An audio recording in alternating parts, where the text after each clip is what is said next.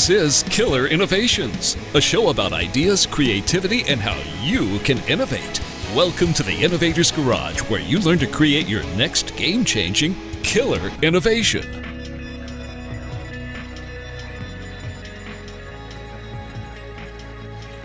Hello, welcome to Killer Innovations. This is your host, Phil McKinney. We are here at the Consumer Electronics Show in Las Vegas, covering a wide range of new innovations coming in from all over the world. Today, though, I've got a special guest in the form of Ryan McManus and Wah to talk about their company out of Ohio. Now, for the long-time listeners of the show, you know that I'm also a big advocate that innovation does not have to happen in Silicon Valley or on the coasts. Albeit I spent a big chunk of my career in Silicon Valley as the CTO for Hewlett-Packard. I'm a big believer that innovation can happen anywhere. And actually, we've taken the bus all over the country. Most recently, we went to Paducah, Kentucky to interview a company there that's doing some pretty interesting things there on the innovation front. So in this case, what I'm interested in we've got kind of unique. We typically only have one guest we're interviewing, so we're going to do this as a three-way interview. Yeah. So I don't know who's going to kick this off or who's going to drive here, but give us a little bit of background on your company, on Share. So Ryan? Great. So Share, we're a Microtransit company. We started 2.5 years ago, based in Columbus, Ohio, and we're here at CES because this is the biggest opportunity to attract global attention for the innovations that we've been creating. And so at a high level, what we do at Share is we work with businesses, schools, healthcare providers to provide a regular scheduled transportation service for the trips you take the most. And so over half of all passenger miles, somebody is going to work, school, or healthcare. And we saw a huge need in the market to fill a gap between what public transit offered and what ride-hailing services were doing, and it all hinged on trust. And so at Share, we use technology to build trust, and WA is trying to make us a great place to work. So why is trust so important in this situation? I mean, there's a certain level of trust that you have with an Uber or a Lyft because you're having a stranger, getting into a stranger's car, which I think is kind of funny because I was growing up as a kid. Your parents always told you never get in a car with a stranger, yet we now do it multiple times a day. So why is trust such an important element for what you guys are doing? Yeah, so trust is super important, especially if we're taking seniors or students to school. They might not have someone who's being a companion in the vehicle. So all of our drivers are W-2'd. We offer health care benefits as well to our drivers if they work over 30 hours a week. So we also do very rigorous background checks on our drivers as well. And then we also take it a little bit of a step further where during the interview process, we really get to know that driver to make sure that they're a good fit for our company as well. That's really important to us. And it's about the safety of the customers when it comes down to it. And that's why we take all those extra steps that Uber and Lyft might not take. So let's take a step back. I'm always interested in what was the aha moment? What was the light bulb? What was the problem either you personally experienced or you heard about or saw? What was that trigger that all of a sudden went ding, here's a problem, and I can go solve that? So it was, we were meeting with potential customers to bring in a software solution for how they were going to address transportation challenges they had. And what we heard was that nobody wanted to be in the transportation business. And so for us... just a necessary evil. Exactly. These communities and businesses were taking on the burden of being a transportation company, but they weren't doing it as professionals, right? They felt forced into it. And for us, the aha moment was if we really want to create change to accelerate the demand for new modes of transportation, we have to be willing to operate that service. Right. And so was the situation here then, your software solution, you were trying to solve a problem of more efficiency, less pollution? What was back it up even prior, what was the catalyst before when you were thinking about a software solution? It was It was how do you use technology and software to fill more seats per ride? That was where we were starting, and we thought that we could bring in, and it combines routing and asset management and people management, but it was really how do we help an organization fill more seats so that they could reduce costs, and then it also was how do we help them better use their vehicle assets. Because I would visit a school and they would have a vehicle that would have less than 1,000 miles on it in a year. And they were scaled up for their peak demand of a few days a year. And so what we were able to do is come in and provide a turnkey solution so that they didn't have to have their own vehicles. They didn't have to manage drivers anymore. And they were able to then manage it by the numbers and look at what is our cost per ride. We brought a lot of transparency into the process. They would struggle with all of the hidden costs of being a transportation company. Right. Yeah. I mean, it's always the issue of what do you do versus what do you outsource. Yeah. So they look at you then as an outsourced solution then? Yeah. Is that how you get perceived? Finance, absolutely. Yeah. You know, they look at us as an opportunity to outsource, but that's just for our customers that are already operating a service today. Right. Most of it don't look at us as outsourcing. They kind of look at us as transportation as a service, and they're doing this for the first time. Okay. So a big segment of our business is working with employers to introduce transportation benefit programs. Oh, really? And so back to your question about trust. You know, why is trust so important? So I take Uber and Lyft all the time. I don't have a concern about trust. But if you were scheduling this ride for 100 employees, you would have a higher burden of trust. Or if you were putting your class in for a field trip. Or a parent putting your kid into it to take them to school in the morning because they missed the bus or whatever. Exactly. And so for us as individuals, we can trust the ride-hailing options that are available. But for organizations to have a B2B partner like us, trust is the foundation. That is essential. Is that what you heard from your customers? Was that like one of the questions that commonly came up in your conversation with them? Like, okay, I like the idea, but how are you different? How are you different? Because everybody's like, okay, maybe I'll just do a bulk buy to Uber or bulk to Lyft. We did spend a lot of time explaining how we were different. And we always start by talking about how we believe the future is multimodal and that we're not here to take away rides from those companies because they serve a specific need in the market. And we're taking a totally separate, unmet need that today is served through very, very small, locally owned businesses that are individual in one market. They have no technology. And they struggle to prove trust. So you back up. You use the word multimodal. Explain what you mean by multimodal. So it's the idea that we're going to have a variety of different transportation options for the different events we have in our life. Share, we want this to be for the ride you take the most. So go to work, go to school, go to healthcare. But for going out in the evening with friends, that's a great Lyft ride, right? If you live on a bus line and work in a densely populated city, public transit is going to be your best option. And what we're doing is we're creating a third option that's in the middle that hasn't been networked and it hasn't been operated nationally. So I compare us a lot to CarMax. And I'll say we're building the CarMax of microtransit. And so in every city, there are half a dozen to a dozen family-owned car dealerships that run great businesses, but they don't operate in another city.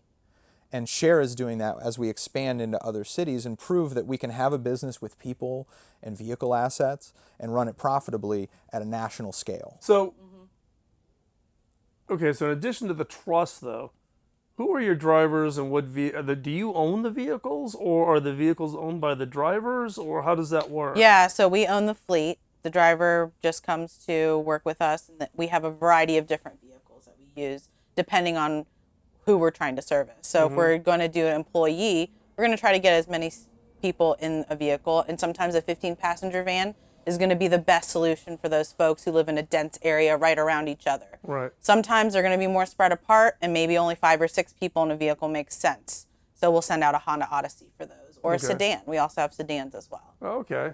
So now, how are you different than me just going to like the local car service? Like in Colorado, one of the more popular ones is a company called Presidential, right? And a lot of corporations, they do the van thing. They also do buses for events. but they also do individual cars. However, they're expensive. If you're going to do it on a large scale basis, it gets pretty pricey. How do you compete? So those are, charter rides. Right, exactly. And we have clients that will charter share for rides, but those aren't your best prices. You're paying market rate for that, right? Exactly. And so what our customers do is they say, all right, we're going to provide the right type of transportation service that's going to happen on a regular basis. Could be to and from a destination, but you're going to be taking this, 30 to 40 times a month, and that's how we're able to just be unmatched on price. Right. We're going to take a quick commercial break. When we come back, we're going to continue our conversations with Ryan and Wah to continue our conversation on share. So don't go anywhere. We'll be right back. You're listening to Killer Innovations on the BizTalk Radio Network.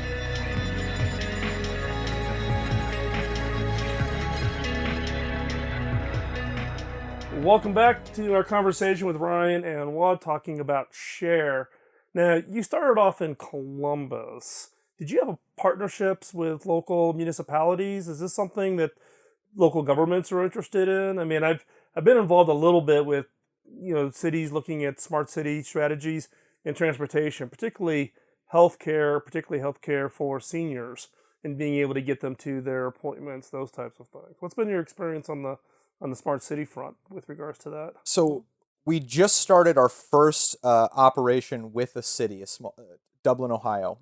Just started. It's a service. I know where Dublin, Ohio Oh, is. nice.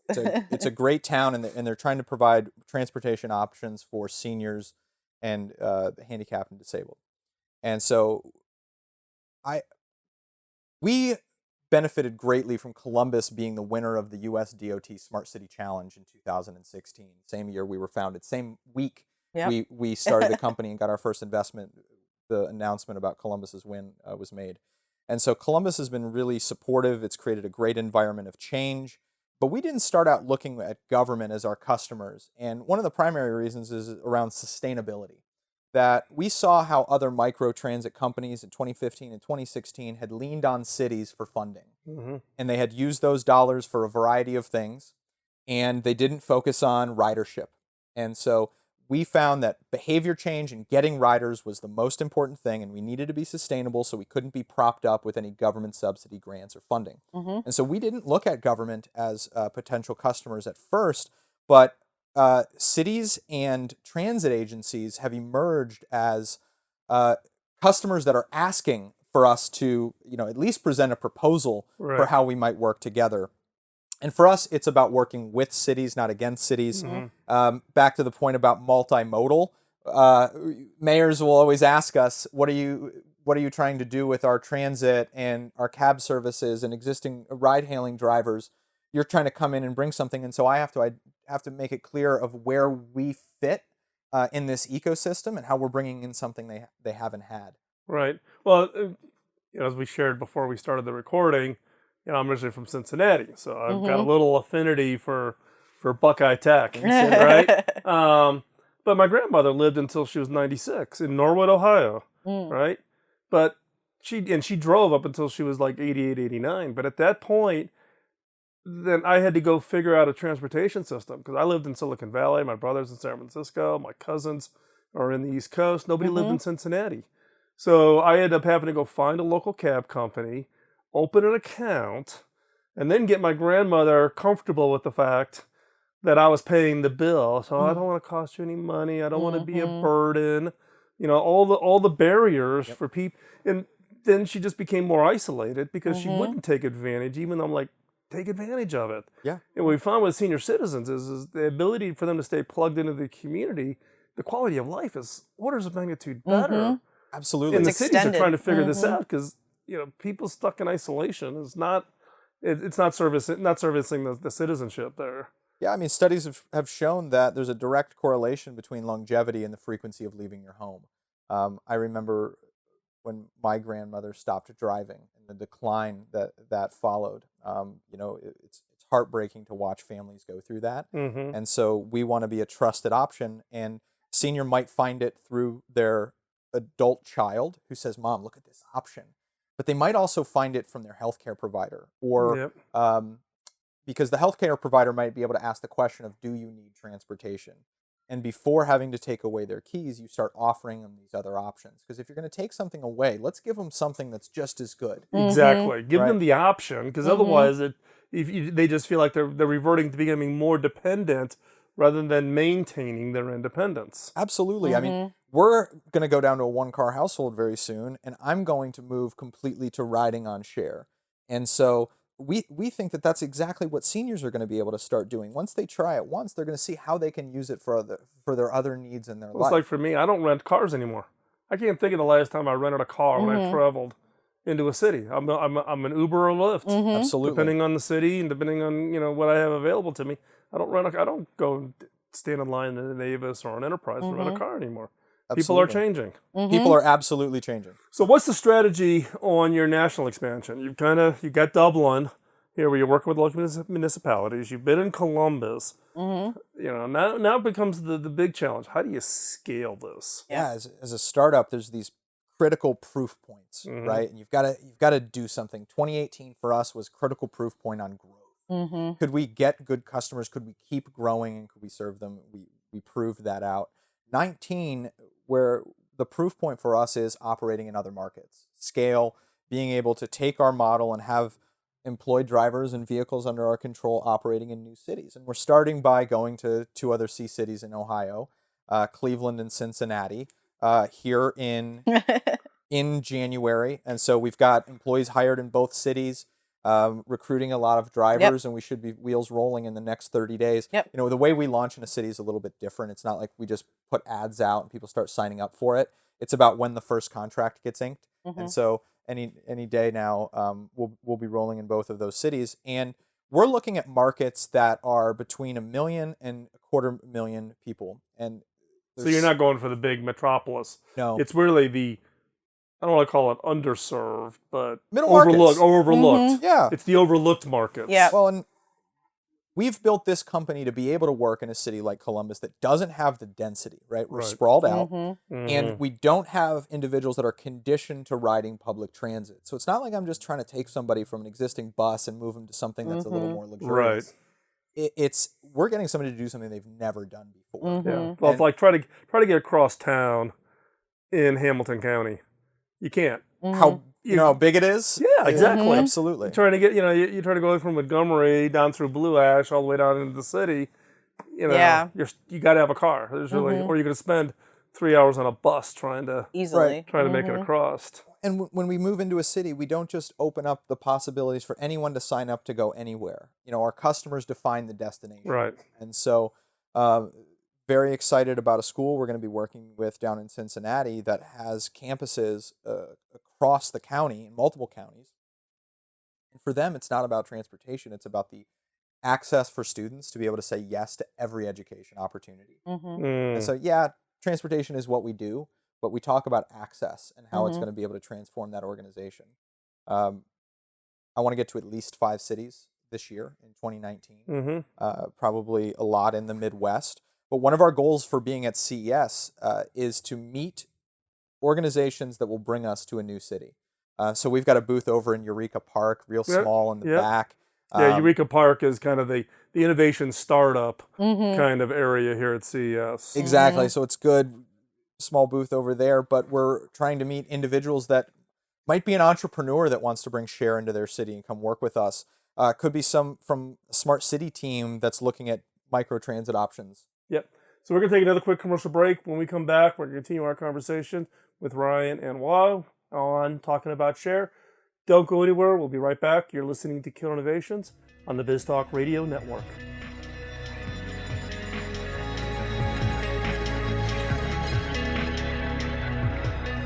We're back here with Ryan and Wa at Share. In this, what I'd like to talk about is a little bit more about the company. One thing I'm always interested in, and the listeners are also interested in, is kind of the story about how it all came to be. Now, you also are a little bit unique in the fact that you are husband and wife, and both being the co-founders and actually being active in the business. I've shared on the show before many years ago about my own attempt to try to work with my wife in the business, and that was a total fail. Mm-hmm.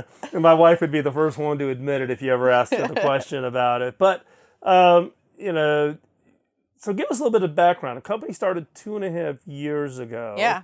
And how did it all come about? What was the kind of the Yeah. starting point? So when we first met, I came from a healthcare background. I worked at the James Cancer Hospital for 9 years in direct patient care. And when we first met, you know, Ryan had always expressed his entrepreneurial goals with me.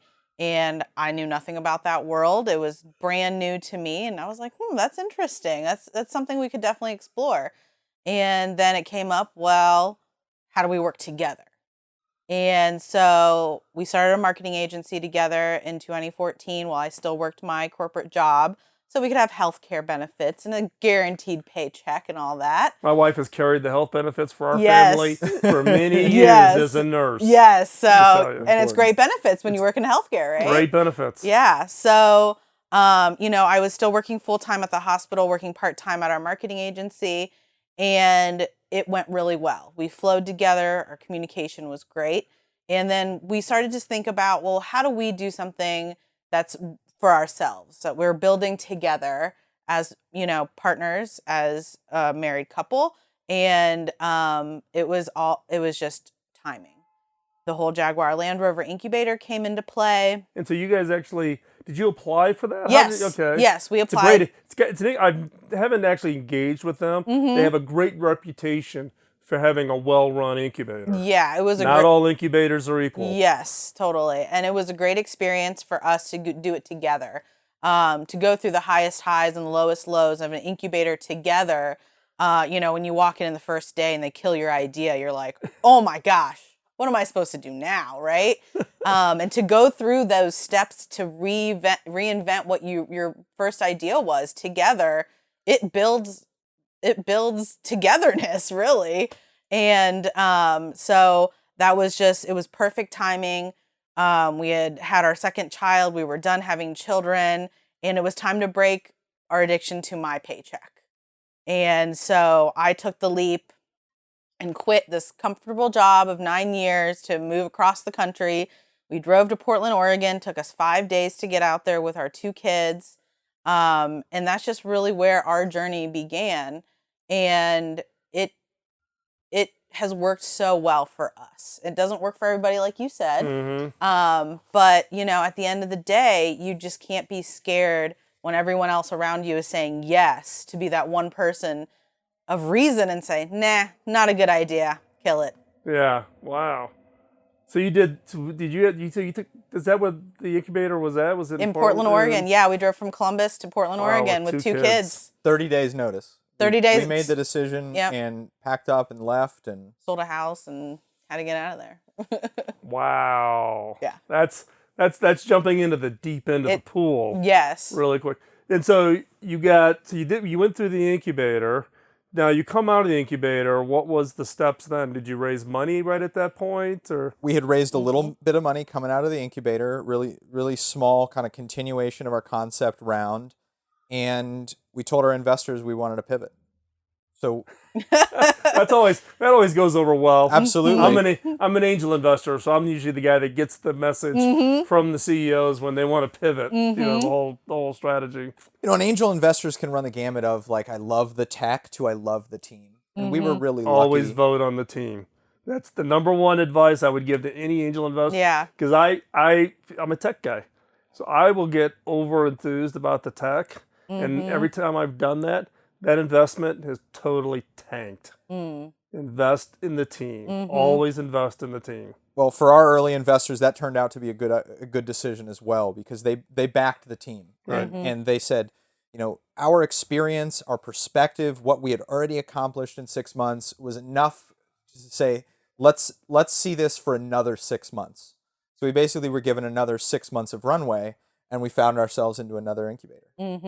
The second incubator. Yep. It was an accelerator. Accelerator. Which one was that? It was the Singularity University Smart City Accelerator. Okay. Happened to be based in Columbus, Ohio. Yep. So Columbus attracted this there, and we were lucky enough to get invited to be in that program. And that was when we made the decision to get our first 2 vehicles. Yep. Amazing. So another question I would always like to ask, right? So you've been around for 2.5 years. You've kind of gone through it sounds like you've gone through the highs and the lows. It actually probably works because both of you being in the business, you can empathize on both sides. Absolutely, right? yeah. And with different perspectives, It's right? huge. I don't have a heavy burden of having to come home and have a tough conversation because she was there in that meeting. Yeah. Yep. So, but if you look back now, okay, you're got some success. You're now looking at this expansion. You're getting some good traction. If you took everything you've learned over the 2.5 years and you could have your magic time machine and go back 2.5 years and give yourself 1 or 2 pieces of advice, what would be that advice you would give yourself? Something you wish you knew at the start of this, having gone through the whole experience. Maybe one from each, because I think I'll get. Yeah. I'm going to first? get 2 different answers. I know this. Definitely. So I think if I could go back and do it differently, what I would do is I would have more clear roles and responsibilities for each of us. And this is your side and this is my side. Because in the beginning, I would say at least for like the first 1.5 years, it was we all do everything, right? And so there'd be times where I was asking her to help me on something, which took her away from bigger responsibilities. Instead of, if I was just said, no, I have to own everything, say for accounting, right? I have to own everything in accounting. I can't ask you for any help because you've got your side of the business. I think that would have helped you earlier on be able to focus, but you did a lot to help me early on. That's one of the things I would do different. I think for me, it would be recognizing that there is no such thing as this mythical work-life balance.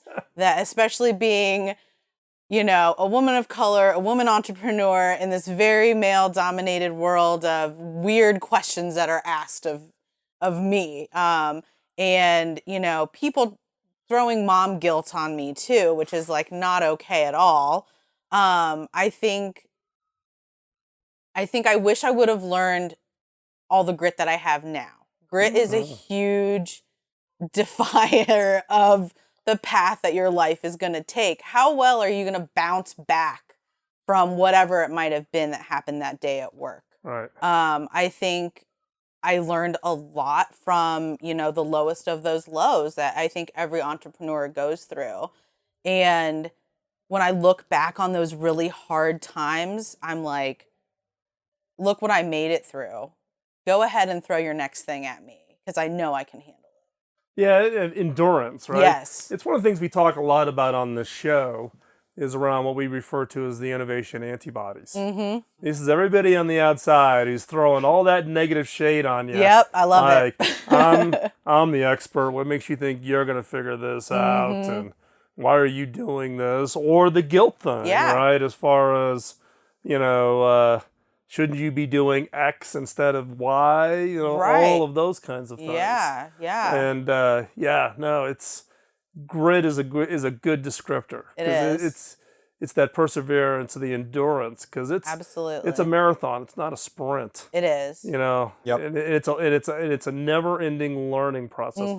If people want to keep track of where Share's at, what you're up to, what's the best place for them to keep up to speed? Yeah, so we're on everything, but ridewithshare.com is our main website. Really active on Facebook and Instagram. Instagram's a great place to just kind of follow the journey as we're expanding into new cities. Perfect. Ryan, thank you very much for joining us here at CES. As we wrap up this segment, don't go anywhere. Next segment, we'll have a new episode of 5 Minutes to New Ideas, the segment that prompts you with interesting, crazy, and sometimes pretty funny questions to get you to look at your opportunities in unique and different ways. So stay right where you're at. You're not going to want to miss this week's episode.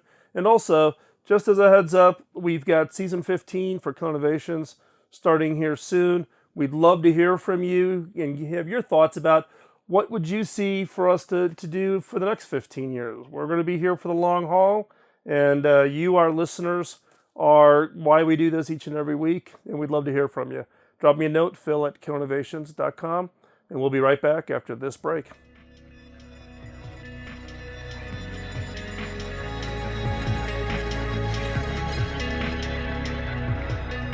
This segment of the show I call 5 Minutes to New Ideas. designed for the creative mind looking for that next great idea. Each episode will challenge you to think differently about yourself and your business by asking unique, funny, and sometimes crazy questions. Get your notebook out and be ready to uncover that game-changing idea. Here is 5 minutes to new ideas.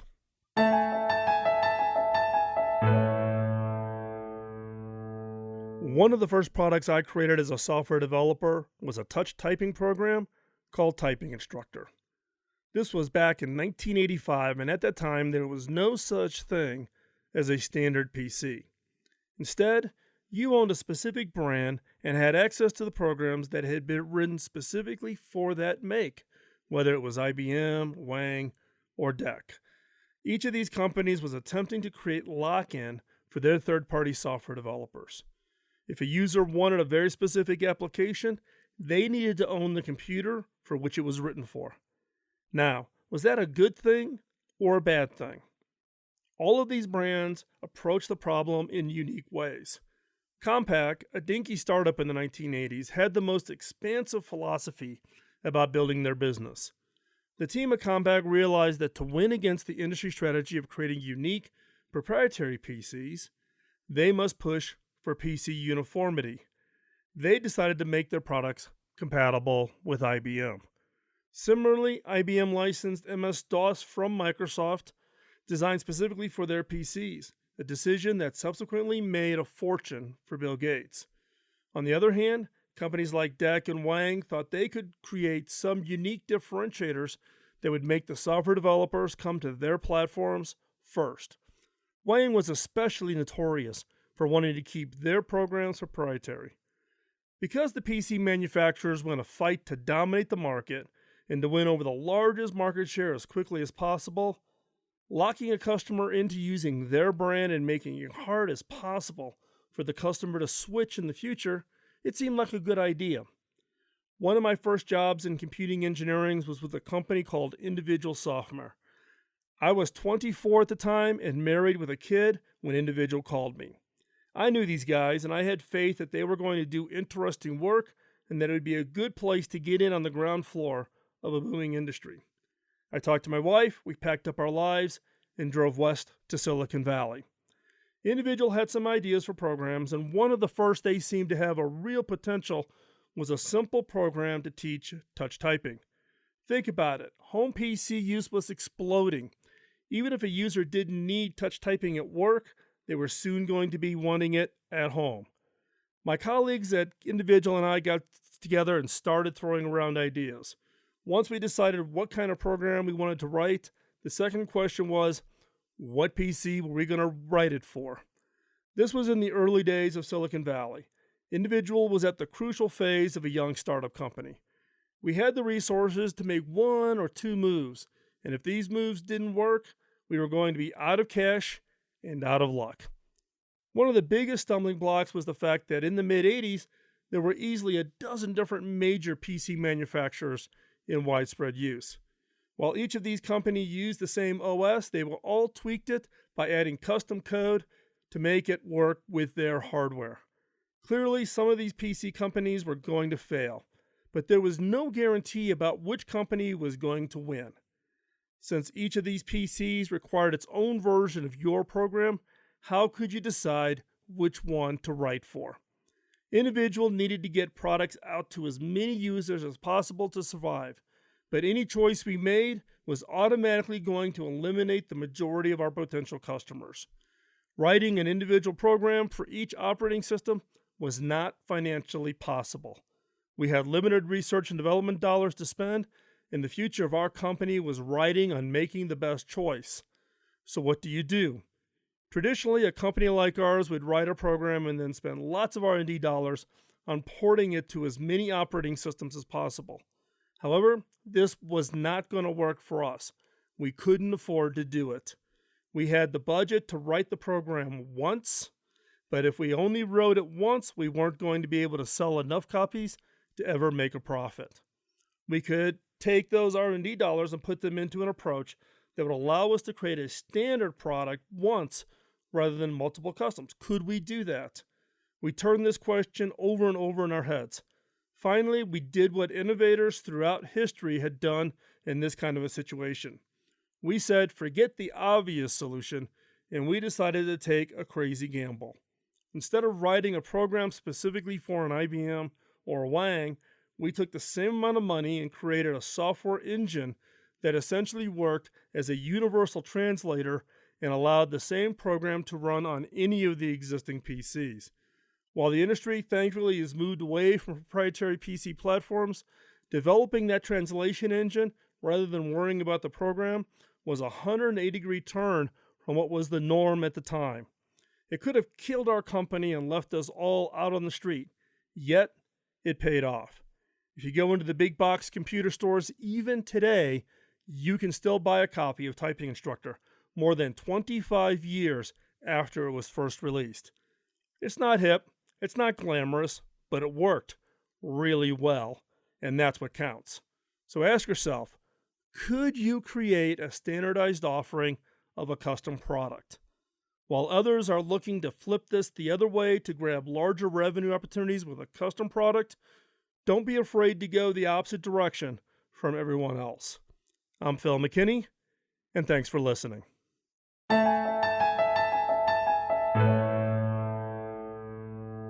Thanks for taking the time out of your busy schedule to join in. If you have any comments or suggestions, drop me a note over at phil@killerinnovations.com. Now, the reason I've been doing this show since 2005 is to pay back my early mentor by paying it forward. My first mentor, Bob Davis, invested an immense amount of time in training and coaching me, which had a major impact on my career. When I went back and asked him how I could pay him back, he just laughed and said I couldn't. I had to pay it forward. If I could ask for a favor, could you help me pay it forward? How? 1, give us a rating wherever you get your podcasts, as that helps spread the word. And 2, by telling others about the show. This episode of Killer Innovations was produced by the Innovators Network. You can find the show notes and the entire show catalog over at killerinnovations.com. I'll talk to you next week. In the meantime, go out and change the world with your killer innovation. Bye-bye.